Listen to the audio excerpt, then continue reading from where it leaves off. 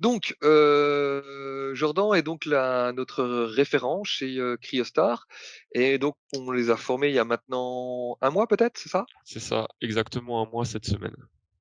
Avec donc, on va dire, Jean qui est un alternant chez eux, qui en fait, on va dire réalise les applications et Jordan, lui, on va dire a plus une vision globale et suit, Jean pour, développer une ou plusieurs applications qui vont pouvoir nous présenter aujourd'hui. Et donc Jordan a bien voulu, justement vous présenter l'application et ce que je disais tout à l'heure, nous présenter dans quel contexte et comment ça va être, utilisé. Exactement, donc déjà bonjour à tous, hein, Jean Turner, je m'occupe de tout ce qui est pôle, lean manufacturing au niveau de chez Cryostar. Et alors juste pour resituer un peu au niveau du contexte, là on rentre, on fait nos premiers pas dans l'industrie 4.0 au niveau de chez Cryostar. On est en train de travailler sur la mise en place d'un nouvel ERP, mais on veut aussi digitaliser tout ce qui est, application métier et plus, application terrain. Et c'est ce qu'on a commencé à faire dans le cadre de notre application, remontée terrain développée, grâce à l'outil Flexio. Donc, la remontée de terrain chez Cryostar, c'est quoi, hein? C'est typiquement quand un collaborateur en production se promène dans sa zone de travail, qu'il puisse signaler toutes les situations qui lui paraissent, hors situation standard, voire, limite des situations de presque incident ou presque, accident. L'idée, c'est de pouvoir avoir cette remontée d'informations, avoir une notion d'attribution d'actions à réaliser selon le type d'action qu'on remonte et aussi avoir, une notion de pilotage et de visualisation sur les différentes actions, remontées. Donc je vais vous partager mon écran. Est-ce que tout le monde voit mon écran? Ouais, Ouais. c'est tout bon. Oui. Là, typiquement, je suis dans mon application, remontée de terrain. Donc, là, je vais porter la casquette, en fait, du collaborateur, hein, qui se balade dans son hall de production et qui tombe nez à nez avec une situation qui n'est pas forcément, une situation standard, voire qui peut être, une situation problématique, d'un point de vue, sécuritaire. L'idée, c'est que je mentionne le type de hall dans lequel je me trouve, hein. On a à ce jour 9 halls, à savoir qu'un 10e est en construction. Il pourra très facilement être ajouté dans la ressource qui correspond à tous ces différents halls.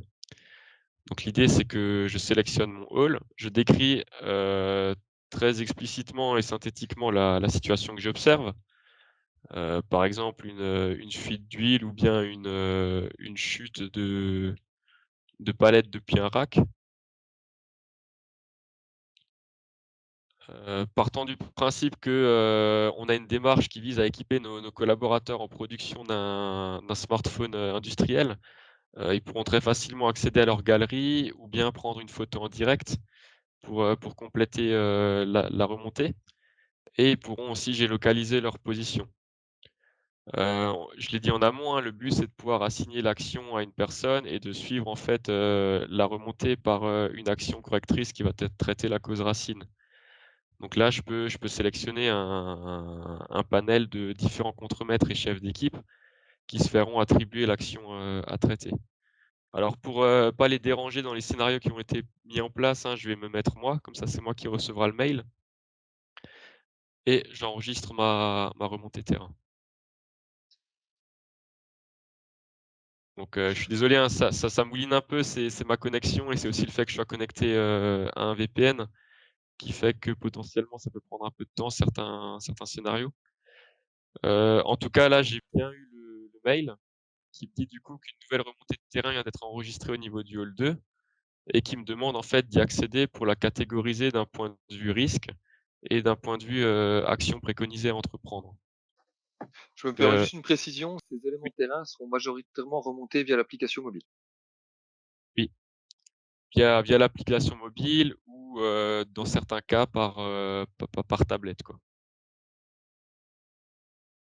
Donc, là, je réaccède à l'application et cette fois-ci, j'ai la casquette, en fait, du chef d'équipe qui a été mentionné dans la remontée terrain par le collaborateur. L'idée, en Et je fait, vois que tu as déjà amélioré l'application par rapport à ce que tu m'as présenté ce matin. c'est ça, c'est ça, on en a profité avant avec Super. Jean, pour le faire à chaud, on va dire. Donc l'idée en fait, c'est que ce fameux chef d'équipe, hein, il va filtrer les remontées terrain du collaborateur, et il va les catégoriser. À savoir qu'au tout début de l'application, on lui demandait de catégoriser selon 2 critères, critiques ou non critiques. À savoir que les situations critiques sont remontées à notre service sécurité, les non critiques restent en interne au niveau du service qui les a découverts. On a voulu enlever cette notion de juste les évaluer en fonction de leur criticité, parce qu'on laisse trop de place au libre arbitre et à la libre interprétation en fonction de la personne qui remplira le champ. Et c'est pourquoi on demande en fait au contremaître, au chef d'équipe, d'évaluer ses possibilités d'action selon 3 leviers, à savoir un levier qui est l'aspect technique, l'aspect organisationnel et enfin l'aspect human management. Donc l'idée, c'est quand il est face à la remontée terrain, quand il voit la photo qu'il a reçue grâce à la remontée terrain de son collaborateur, il doit se poser la question: «Est-ce que je peux mettre en place une action technique? Oui ou non? Est-ce que je peux mettre en place une action organisationnelle? Oui ou non?» Et de même pour une action, humaine. Donc on a ensuite un petit scénario qui va calculer la gravité une fois qu'il aura mentionné l'action à entreprendre. Donc là, typiquement, un chute de palette, depuis un rack, l'action à entreprendre, ce serait, faire un devis pour, changement de rack. Et là, par exemple, pour moi, c'est un bel exemple, de ce que montre, Jordan, d'évolution de l'application. C'est-à-dire qu'il avait pensé d'une certaine manière, ils ont essayé, ils ont vu: «Ah, c'est trop arbitraire la gravité, on va l'aider à gérer justement cet, niveau de gravité grâce à des questions et via un scénario». C'est ça. Donc là, l'idée, hein, c'est arrivé ici, il y a deux types de chemins qu'on peut suivre, hein. Soit le service est autonome pour traiter l'action lui-même, ou soit on a besoin d'un service support. En l'occurrence, chez nous, la commande de rack et de nouveau matériel passe tout le temps par le service maintenance. Là, à nouveau, pour ne pas les déranger dans la réception de mails, hein, je vais me mettre moi. Donc l'idée, c'est que l'action, pour l'instant, elle est non traitée parce qu'elle est pas prise en main par le bon service. Donc là, je vais enregistrer, je vais pas fermer, juste pour que vous puissiez voir le champ, gravité qui va s'incrémenter, en fonction de la combinaison de oui, non, oui ou de oui, oui, oui ou de non, non, non qu'on a là au niveau des 3 critères qu'on a mentionnés. En fait, la base du calcul du scénario, hein, c'est de se dire si on a 3 oui, c'est qu'on est sur un risque mineur. Il n'y a pas forcément besoin de consulter le service sécurité pour, pouvoir statuer sur l'action à entreprendre. Par contre, si on est sur 3 non, on sera sur un risque majeur. Si on a un mélange de oui ou de non, là, on sera sur un risque modéré et là, on laissera place un peu au libre arbitre du contremaître ou du chef d'équipe. Donc là, vous voyez, ça charge, c'est un peu long. C'est juste parce qu'en fait, dans le cadre de la démonstration, on n'a pas voulu faire exécuter le scénario en tâche de fond et on attend bien un retour avant de fermer la page, quoi. On va juste attendre que ça mouline, hein. Comme dit, je pense que c'est mon VPN et le fait que je sois connecté au VPN qui perturbe un peu ma connexion. Alors on va en profiter, est-ce qu'il y a des questions, jusqu'à maintenant? Non, tout va bien pour moi. Ouais, non, c'est clair. D'accord, OK. Moi, j'ai une petite question. Oui. J'ai vu que dans le choix des halls, vous aviez utilisé un champ état avec des couleurs. C'est volontaire du coup? Enfin, Alors en fait, c'était purement esthétique pour, bien le mettre en évidence dans l'ingrédient qu'on sélectionnera pour le mail. Donc il y avait d'accord. juste cette notion d'avoir, le champ état qui ressorte bien, ici, en couleur, quoi. OK. C'est purement arbitraire, c'est purement de la cosmétique et peut-être que la phase pilote là, quand on va déployer l'application la semaine prochaine, en production, nous dira que, c'est pas forcément nécessaire et que c'est une des améliorations apportées, quoi. Pour Est-ce l'instant, c'était purement basé sur notre avis cosmétique, de la chose, quoi. est-ce qu'il y a une couleur pour chaque hall qui est différente du coup? Il y a une couleur pour chaque hall qui est différente, ouais. D'accord. Parce que un des inconvénients de faire ça, c'est qu'on va avoir, vous n'avez pas une ressource qui gère vos halls et donc si on a d'autres scénarios, enfin d'autres ressources qui vont avoir une liste de halls, il faudra refaire cette liste avec les couleurs. D'accord, pour avoir une cohérence dans les couleurs entre les différentes applications, c'est ça? Voilà, pour avoir une cohérence et si on pousse un peu plus loin, le fait de ressortir les halls dans une ressource, séparée, va permettre, par exemple, d'identifier des responsables pour le hall qui pourraient peut-être automatiser des choses aussi par la suite. Ouais. OK. Oui, c'est vrai que, avoir le maximum de paramétrer en ressources et utiliser prioritairement des champs liés à, c'est peut-être plus adéquat que faire à chaque fois des champs état, ou autre, quoi. En tout cas, ça Ça, simplifie la démarche une fois qu'on l'a déjà créé une première fois, c'est vrai. c'est ça. Et dans la ressource All, on a un champ de type couleur qui vous permettrait d'identifier une couleur par All et de réaffecter une couleur, comme c'est le cas aujourd'hui. Oui, OK. Donc là, en tout cas, ça a l'air d'avoir bien chargé. Donc j'ai effectivement eu le mail du coup qui lui est adressé au service support qui a été mentionné, hein. Donc là, je porte la casquette de la personne qui va traiter l'action parce que le contremaître ou le management direct du collaborateur qui a remonté l'observation n'est pas en mesure de le faire en autonomie. Donc le mail me mentionne bien qu'on est sur un risque de gravité modéré. L'action à entreprendre, c'est faire un devis pour, faire un chiffrage par rapport au changement de rack et le mail me demande de m'engager sur une faisabilité, donc moyen, court terme ou long terme et de spécifier vraiment un délai de réalisation de l'action. Donc en l'occurrence, hein, pour être assez, proche du réel, hein, changement de rack, c'est plutôt sur du moyen terme et je suppose qu'il y a un petit délai d'approvisionnement, quoi. L'action, elle est maintenant dans le scope, du service concerné et je peux mentionner qu'elle est effectivement, en cours de traitement. Donc ça, c'est pour l'aspect, utilisation du formulaire. À savoir que l'application va être testée, en production sur une petite équipe qui va faire, office de service pilote. On a prévu de la tester pendant 2 semaines avant de la généraliser à toute la production. Donc, de ces 2 semaines, hein, peut-être qu'on aura des retours sur des champs qui sont pas forcément nécessaires, qui parlent pas forcément, à tout le monde et c'est sûr qu'il faudra peut-être la remodeler venu à ce moment-là. Et donc pareil, là, ce que dit, Jordan, pour moi est très important, c'est-à-dire qu'ils ont pris le parti d'avancer, on va dire, entre eux avec une équipe restreinte sur des évolutions, typiquement, le calcul de gravité, mais ils se laissent le temps de la proposer à un service restreint pour voir comment elle vit et l'améliorer et l'adapter aux gens du terrain. Exactement. Donc, comme dit, là, on parle des collaborateurs du terrain, donc eux, ils auront essentiellement, une valeur ajoutée sur cette application de remontée d'informations.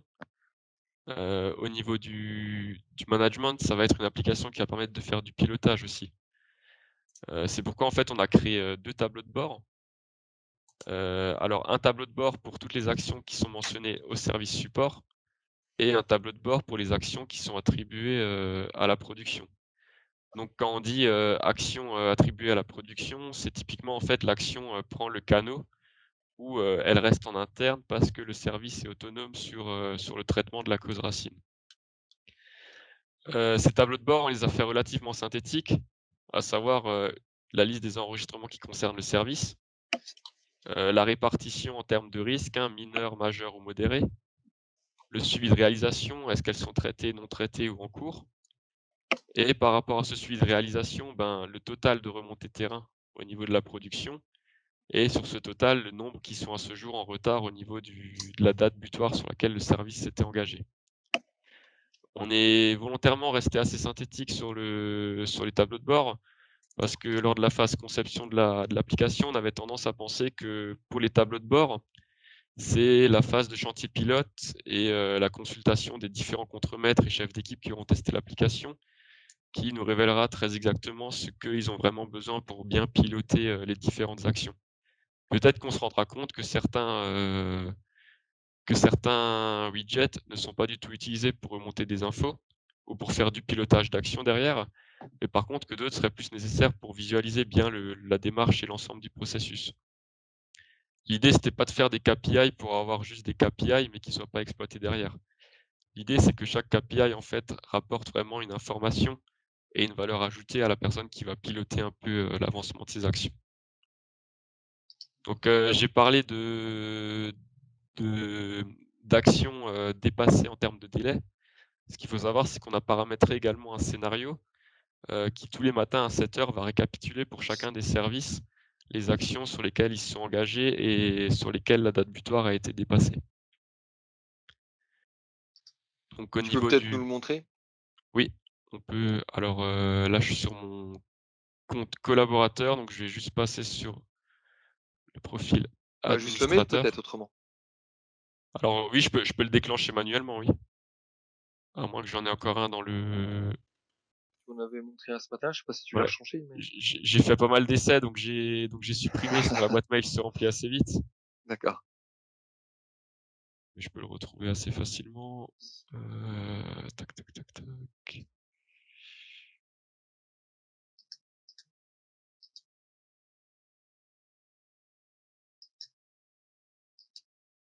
OK. Bon, sinon je vais simplement le relancer. Donc il y a un mail de relance concernant les actions, du service support. Donc qui dit en fait qu'on va chercher une collection d'actions en activant des filtres, hein. Le filtre, il recherche les clés qu'on a mis dans les champs état, à savoir, NT pour les actions non traitées et EC pour les actions en cours. Donc ça, c'est pour celui du service support et on a le même côté production. Donc là, je viens de le voir, hein, je viens de réceptionner le mail. Donc, tac, donc c'est le mail de relance suite au dépassement. Donc là, il mentionne bien qu'on a des enregistrements en retard. Donc là, une des pistes d'amélioration qui a été évoquée, hein, en échangeant avec Raphaël, c'est de la faire figurer plutôt sur, forme de tableau HTML que sous forme de liste, assez barbare, telle qu'on l'a fait là, quoi. Ce qu'on disait ce matin, ça fait le job, mais c'est pas joli. C'est pas esthétique, c'est pas ergonomique et c'est pas forcément lisible. Le contremaître chez nous en interne qui aura, je sais pas, une cinquantaine de mails à traiter, pas sûr qu'il perdra le temps à lire, quelque chose de comme ça si on lui fournit pas l'information sous format, ergonomique et lisible. Mais on a l'action Raphaël? Oui, oui, c'est ça, j'attends juste la fin de ta question, mais on a l'action effectivement générer un tableau HTML. Oui, d'accord. C'est ça. Mais alors, il faut savoir que Jordan l'a pas encore précisé, mais donc c'est Jean qui, est majoritairement, le créateur, de l'application et Jean est quelqu'un de très autonome. Tout ce qu'on a vu là, il m'a pas sollicité, pour faire tout ça, hein. C'est-à-dire aussi bien les tableaux de bord que les mails et cetera. Il a tout fait tout seul, hein, suite aux 2 jours de formation. Donc moi, quand j'ai vu ça ce matin, forcément, j'ai pas pu m'empêcher de donner mon avis et d'évoquer les pistes d'amélioration, mais il a Ouais, tout fait tout seul, hein. Dis donc, il a bien été formé. Merci Diane. Et attends, Jordan m'a dit quelque chose ce matin et je pense que c'est le bon moment pour le placer, Jordan. Non, c'est vrai que Jean est relativement autonome et c'est aussi son côté curiosité, donc c'est aussi un trait de caractère, hein, mais c'est beaucoup aussi inspiré de l'aide Flexio, quoi. Donc, qui est Super. complète, synthétique et vraiment facile à utiliser, quoi. Donc c'est un des plus de la solution, au même titre que l'aspect support, hein, sur lequel j'ai resensibilisé Jean pour qu'il hésite pas justement à poser les questions, même celles qui peuvent paraître bêtes. C'est ça. Surtout en début d'accompagnement, ce que je disais, parce que pour moi, l'objectif au début d'accompagnement, c'est qu'il y ait, peut-être beaucoup de questions, ça dépend ce qu'on appelle beaucoup, mais des questions régulières, mais souvent on peut répondre en quelques minutes et qui vous permettent de monter en compétence et du coup, après on a moins de sollicitations, mais les sollicitations demandent un peu plus de réflexion et du coup, ça se nivelle dans le temps, en fait. C'est ça. En fait, Ouais, l'idée c'est pardon. Oui, excusez-moi. Ouais, du coup aussi d'acquérir des bonnes pratiques, C'est peut-être ça. dès le début, quoi. Ouais. Ouais. C'est exactement ça, en fait. L'outil, je pense qu'on se l'est approprié, qu'on l'a pris en main à présent. L'idée, c'est vraiment maintenant de pas se contenter sur les bases de se contenter des bases qu'on a, mais de monter en compétence, sur l'utilisation de l'outil. L'outil, il a aussi permis de déboucher plein d'axes d'amélioration au niveau de nos différents processus et applications métiers, hein. Et je pense qu'à force de répétition et de création de FlexApp, on va très vite monter en compétence aussi, que ce soit autonome ou par le biais du support, hein. Du Et c'est support et de vrai que Flexio a un l'accompagnement. avantage, important, c'est, non seulement donc de digitaliser les processus, mais aussi de remettre en cause les processus et de voir comment, en faisant des étapes pas à pas, comment les améliorer et voir ce qu'on peut faire dans le futur et du coup de remettre en cause l'existant et de s'améliorer sans cesse. C'est ça. C'est exactement ça et même là, rien que le fait qu'on puisse visualiser un peu comment ça fonctionne avec cette application qui est certes encore, assez basique, on va le dire, hein. Ça nous a permis de voir qu'il y a plein d'autres processus qui peuvent être digitalisés, au niveau de nos applications métiers en interne. Là prochainement, on a pour objectif de digitaliser une procédure d'idées d'amélioration. Donc, l'idée, c'est qu'au niveau des collaborateurs en production, ils peuvent émettre des idées d'amélioration et les aiguiller directement au beau service et en fonction du service qui réceptionne l'idée d'amélioration, ben, il pourra en fait, faire un retour, une proposition, par rapport à l'amélioration qui a été proposée par le collaborateur. On a aussi des checklists de montage, hein, qu'on aimerait digitaliser. Pourquoi pas, ben, j'ai vu qu'il y a un webinar là sur les entretiens annuels qui se digitalisent. Pourquoi pas, mettre aussi en place quelque chose de la sorte, chez nous, quoi. C'est À vrai propos que Pardon, je te coupe, à propos de ça, tu as vu qu'il y a un webinar le 11 juin qui traite de ce sujet-là? oui, c'est justement pour ça que j'énumère le sujet, quoi. D'accord. Donc, en fait, la politique grâce à cet outil, enfin l'objectif surtout grâce à l'outil Flexio, ça va être de se dire que, OK, on a des applications métiers en interne qui sont pas forcément liées au projet qu'on traite pour nos clients, mais qui sont nécessaires au bon déroulement d'un service. Typiquement une IA, c'est pas quelque chose qu'on va vendre aux clients, c'est quelque chose qui va faciliter, la vie du service et du collaborateur. Bah, quitte à avoir ce processus métier en place dans nos services, autant y perdre le moins de temps possible. Diminuer cette part de non-valeur ajoutée sur le projet qu'on vend chez nous aux clients, qui est notre corps de métier et tout ça, en fait, ça va être permis grâce à la digitalisation et au processus que nous permet de mettre en place Flexio. OK. Donc c'est vraiment une porte qu'on a ouverte qui va permettre d'améliorer pas mal de petites choses et de diminuer de pas mal de pourcentage notre temps de non-valeur ajoutée au niveau des ateliers.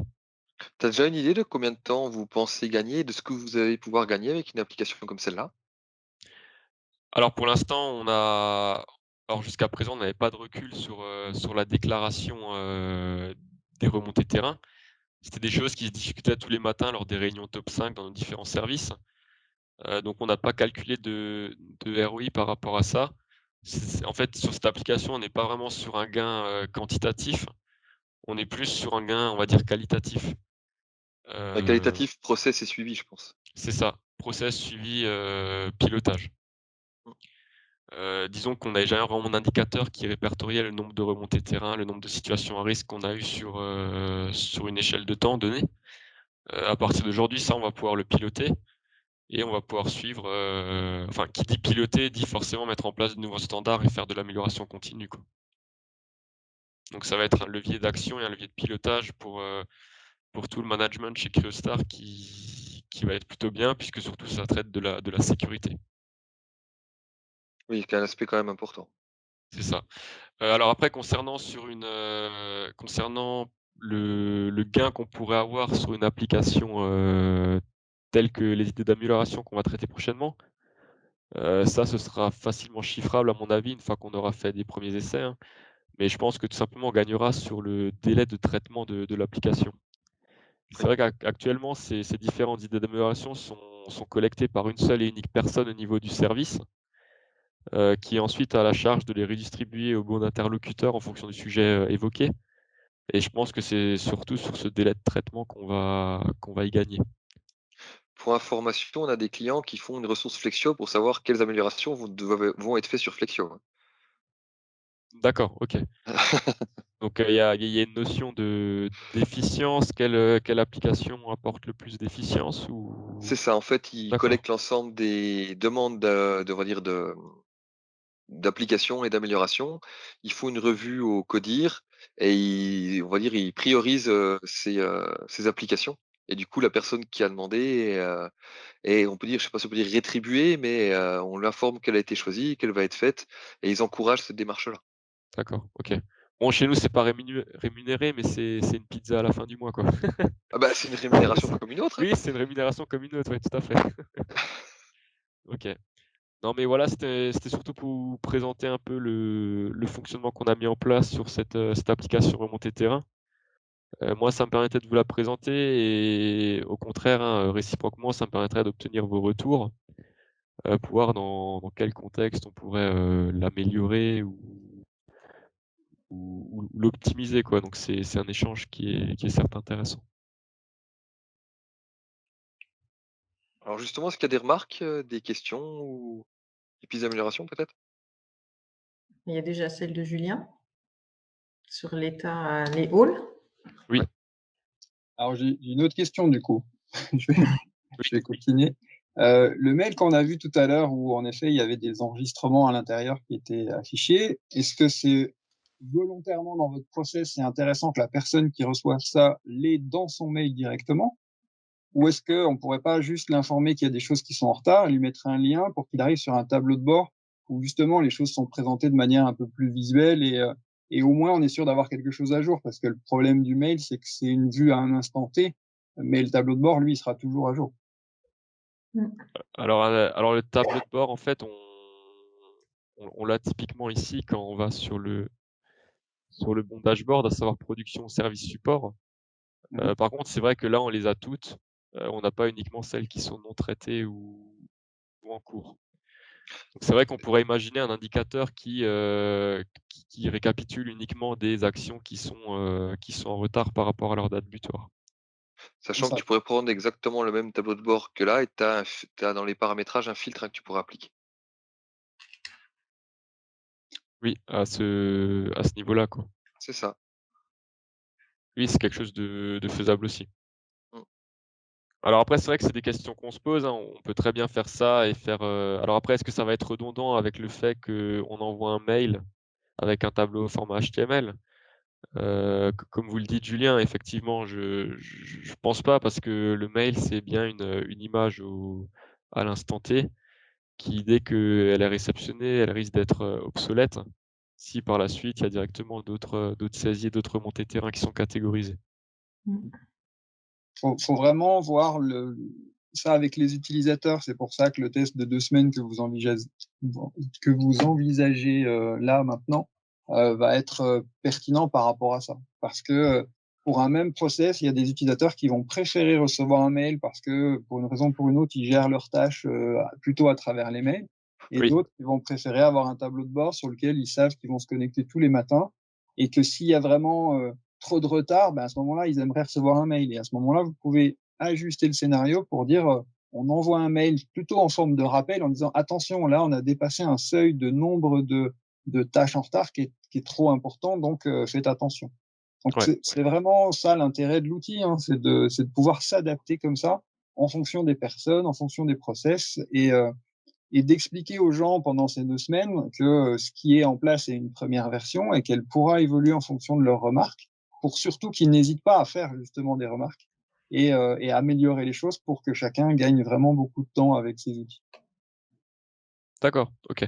Oui, non, c'est sûr, hein, la phase de chantier pilote là de 2 semaines va nous apporter beaucoup de réponses. Déjà, je pense par rapport, à la bonne compréhension de l'application. Est-ce que les champs qu'on a mis en obligatoire doivent bien rester en obligatoire? Est-ce que ceux qu'on a mis non obligatoires, est-ce qu'ils doivent le rester?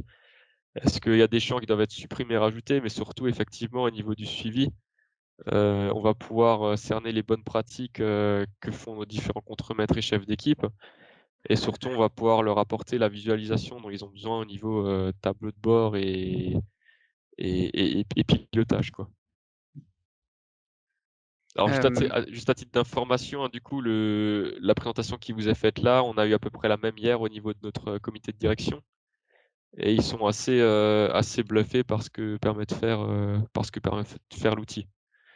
Donc, au début, on avait prospecté plusieurs, solutions digitales de la sorte et on est aujourd'hui confiant dans le choix qu'on a eu il y a maintenant, 1 mois. Sans indiscrétion, c'était quoi les autres solutions? Alors, on était parti sur des solutions en interne, un développement en interne et sur, la solution Picomto aussi. D'accord. Et par rapport à un développement interne, vous avez pu chiffrer le gain Alors en le gain, temps, le gain, on l'a chiffré à partir du moment où on a vu qu'on a pu quand même sortir une application vraiment aboutie au bout d'un mois. Ouais. Un développement en interne serait passé par une phase cahier des charges. Qui plus est, cahier des charges, moi j'aurais pu le rédiger d'un point de vue fonctionnel et d'un point de vue transverse de ce qu'on a besoin d'avoir au niveau production. Mais j'aurais été dans l'incapacité de le catégoriser d'un point de vue besoin informatique. Ouais. Donc rien que ça, on aurait dû embaucher une prestation pour rédiger ce cahier des charges. D'accord. Moi, j'ai une petite question. Oui. Comment, pendant la phase de ces 2 semaines, comment est-ce que vous allez récolter les retours? Alors au niveau de ces 2 semaines, déjà en premier lieu, ça va être de l'accompagnement auprès des contremaîtres et des chefs d'équipe. Ça va être une introduction du coup à l'utilisation parce que pour le coup, eux n'ont jamais vu l'application. Et après ça va être du support et de l'accompagnement, on va dire journalier auprès des personnes qui remontent les informations. Maintenant qu'on me pose la question, je me rends compte, oui, pourquoi pas créer un formulaire de remontée de remarques par Bah, Flexio. voilà, par exemple, ça J'ai pourrait être une cerné application toute l'arrière-pensée, je simple. pense. Ouais, c'est vrai, Mais c'est c'est ça, une application toute simple avec un champ texte, une idée et puis voilà. c'est ça. C'est vrai. On n'a pas l'image de la portée de ce qu'on peut faire du coup avec l'outil, hein. Et même des besoins primaires comme celui-ci, hein, c'est vrai que faudra qu'on prenne le pli de passer par l'outil digital, quoi. Mmh. OK. Autre chose? Il faut juste jeter tous les stylos de l'entreprise. Ah, c'est le but. Tous les stylos et aussi tous les tableurs Excel, hein. Voilà, c'est ça. Excel qui est un poison Surtout pour Excel. l'entreprise, quoi. C'est ça. Tout le monde il va de sa petite macro et de son petit outil qui fonctionne bien pour son service. Mais ça reste des outils à l'usage d'un service et ça reste pas à l'usage de l'entreprise. Donc on raisonne pas performance globale, quoi. Là, avec un outil de digitalisation, on va pouvoir avoir vraiment des démarches transverses et, et mettre tout le monde sur les mêmes outils et sur les mêmes standards de processus en fonction de l'application métier. Ouais, ça évite ce qu'on appelle le shadow IT dans les entreprises, c'est sûr. Oui, c'est ça. Et ce qui plus est, tout en autonomie, sans être tributaire de notre service informatique, hein. Donc ça, c'est aussi un réel plus. Parce que pour rappeler le contexte, hein, on est en plein changement de RP et du coup, ils sont pas mal occupés. Donc pour les faire travailler sur certains projets de digitalisation, c'est assez compliqué. Et du coup, ça nous conforte encore plus dans le choix qu'on a eu de se placer sur un outil comme Flexio. Et comment du coup, comment c'est ressenti par le service informatique, ça? Alors le service informatique, hein, ils n'y ont pas vu d'inconvénient. Ouais. On leur avait présenté très en amont, ce qu'était Flexio avec la petite plaquette, de présentation commerciale que vous nous aviez fournie. Mmh. On n'a pas encore pris le temps de les former et de leur présenter un peu l'application qu'on a faite, au niveau des remontées terrain. Ouais. Comme dit, la priorité, c'était de la développer, de la présenter au CODIR pour qu'ils aient un peu l'ampleur et qu'ils aient une vision des leviers d'action qu'on peut avoir avec, Flexio et maintenant de la mettre en production. OK. Oui, parce ils peuvent le prendre de 2 façons différentes. Soit, de façon positive, ça leur permet de pas s'occuper d'un certain nombre de sujets, et de se concentrer sur là où ils ont de la plus-value, mais ils peuvent aussi voir ça comme une perte de contrôle ou enfin, je sais pas. Oui, Alors, de contrôle ou de pouvoir, enfin, oui, alors d'influence. alors ils l'ont pas pris dans le sens où on les court-circuite, hein, parce qu'ils ont été quand même Ouais. informés de la démarche qu'on avait. Ils ont été informés qu'on les consulterait peut-être dans le cadre, du travail sur le développement d'un connecteur ou Mmh mh. bien, pour établir le connecteur entre l'URP et Flexio. Mmh. Pour l'instant, on n'a pas ciblé de profil réfractaire par rapport au déploiement de l'outil, hein. Ah, c'est bien. Et Généralement, généralement les services informatiques sont plutôt soulagés, en fait, d'avoir un outil comme ça qui justement évite le shadow IT, évite les demandes multiples de tous les métiers, qui finissent bien souvent en disant ben écoute, on n'a pas le temps avant X semaines ou X mois, donc c'est un fichier Excel et puis on verra par la suite. Et on sait que c'est le genre de choses temporaires qui durent et c'est pour ça, je pense en grande partie qu'aujourd'hui on est avec beaucoup de fichiers Excel et de papier dans les entreprises. C'est ça, c'est ça. Et souvent aussi, c'est rédiger un cahier des charges et on vous répondra. Et souvent, vu l'ampleur des fois du travail, de ce qu'on demande, ça décourage même le demandeur, hein. Alors c'est vrai, hein, la première question qui nous est venue quand on leur a présenté un peu la plaquette Flexio, c'était est-ce que ça va nous rajouter de la charge? Donc, Ouais, c'est une vraie question. là, typiquement, on a pu justifier que le fait que ce soit une solution no code, qu'on sera en totale autonomie sur l'outil, quoi. Et il y a certaines entreprises où l'informatique, il y a un des informaticiens qui est présent dans la formation, qui est souvent là en support et qui répond justement à l'interaction avec les outils existants. Et son rôle, quelquefois, c'est uniquement d'être administrateur au niveau de la gestion des droits, mais il délègue la partie création, souvent. C'est ça.